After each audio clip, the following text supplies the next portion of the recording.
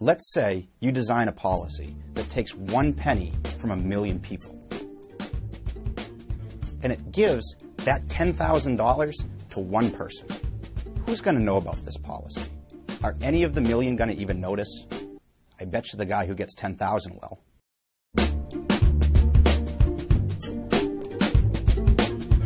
I'm Ben Powell, a professor of economics at Suffolk University. Here we have politicians promising to cut spending, which voters generally want. But that's a dispersed benefit. When they actually pick the specific programs, that's a concentrated cost. Let's do some real back-of-the-envelope calculations here. There's roughly 300 million people in the United States. Roughly half of them are registered to vote. That's 150 million. If half of them show up in any given national election, that's about 75 million. For your vote to change the outcome of an election, it would have to be exactly 37,500,000 to 37,500,000, and you showing up at the polls makes it 37,500,001 to tip the outcome so that you actually get a different result. What's the likelihood of that happening? Near zero. In fact, economists have figured out you're more likely to die in a car accident on the way to the polling place than to change the outcome of a major national election.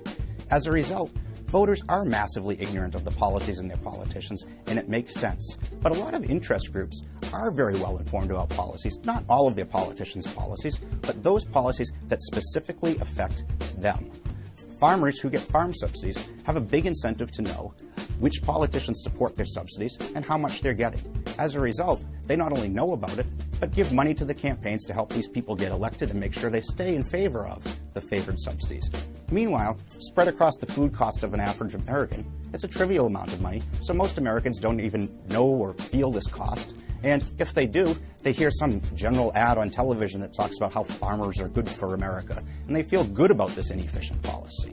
These same interest groups that lobby to get their benefits, lobby to keep their benefits. This is the logic of politics, and this is why we end up with more spending than the average voter usually wants.